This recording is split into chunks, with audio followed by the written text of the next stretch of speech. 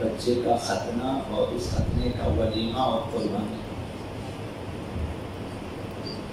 جب بچہ پیدا ہو جائے 7ویں دن مستحب ہے کہ بچے کے سر کے بال منڈوائے اور ختنہ کرے اور ختنے کا ولیمہ اور عقیقہ کرے، یعنی گوسفند، بیل، گائے یا اونٹ وغیرہ قربانی کرے ختنے کے.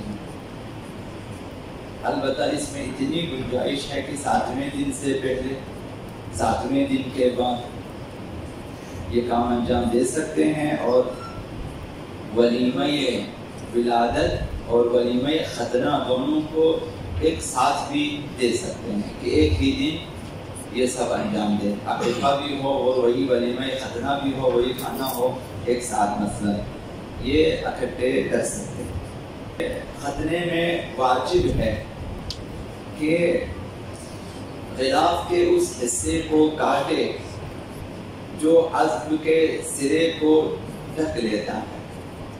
اس حد تک اس غلاف کو، اس پردے کو، اس کھال کو کاٹنا واجب ہے کہ عضو کا سرا ظاہر ہو جائے. دوسرا حکم یہ ہے کہ بچوں کا ختنہ کرانا والدین پر واجب نہیں ہے، مستحب ہے والدین کے لیے، یا کوئی اور سرپرست ہے مثلا دادا وغیرہ، دادی وغیرہ، ان کے لیے مستحب ہے کہ وہ بچے کا ختنہ کرا لے. اب جس شخص نے والدین نے نہیں کرایا وہ بچہ رہ گیا ایسے ہی، اور اب وہ آدمی ہے کہ ختنہ ناشدہ ہے نا، غیر مختون ہے، غیر ختنہ شدہ ہے. اگر وہ نمازیں پڑھے، نمازیں صحیح ہیں، لیکن حج پہ جائیں تو طواف باطل ہے، وہ حج کے لیے مسائل ہے. جس بچے کے ولی نے ختنہ نہیں کرایا، خود اس بچے پر بالغ ہونے کے بعد واجب ہے کہ وہ جائیں ڈاکٹر کے پاس اور اپنا ختنہ کرا لیں، یہ واجب ہے. حضرت آقا امیر المؤمنین علی ابن ابی طالب علیہ السلام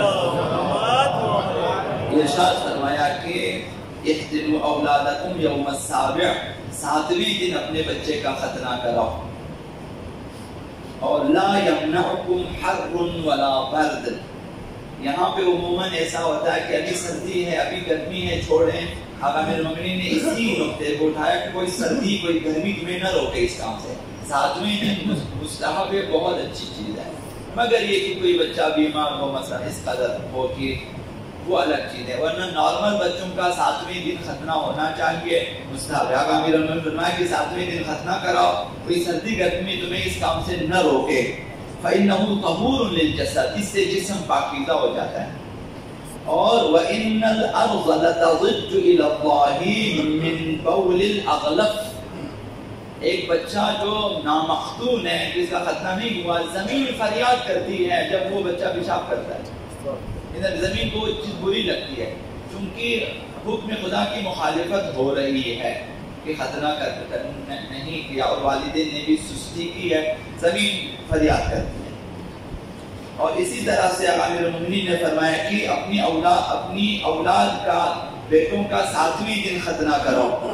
فَإِنَّهُ أَطْهَرُ وَأَسْرَعُ نَبَاتًا لِلْلَحْمِ، اگر 7ویں دن ختنہ کرائیں تو پھر بچہ بڑھ جاتا ہے، جلدی اس کی نشو و نما شروع ہو جاتی ہے. وَأَرْوَحُ لِلْقَلْبِ، اور اس کا دل خوشحال ہو جاتا ہے. تو بچے کی خوشحالی کے لیے، تاکہ اس کا دل خوش رہے اور شادمانی کا باعث ہے، 7ویں دن ختنہ کرانا چاہیے. تو آخری جو چند باتیں ہیں وہ طبی ہے. ماہرین نے، طبی علوم کے ماہرین نے بتایا کہ نالی کی سوزش غیر مختون افراد میں 95% ہے کہ وہ سوزش میں مبتلا رہتے ہیں، جبکہ مختون افراد میں، ختنہ شدہ افراد میں یہ 5% ہے. غیر مختون افراد میں 12% افراد اسی عضو کے سرطان میں مبتلا ہے، جبکہ مختون افراد میں یہ اعداد و شمار 0 ہے، عضو کے کینسر میں مبتلا نہیں ہوتے.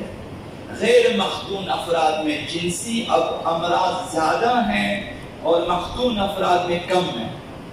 غیر مختون افراد کی بیویوں کے بچہ دانی کا کینسر زیادہ ہے، اور جبکہ مختون افراد کی بیویوں میں یہ کینسر نہ ہونے کے برابر ہے۔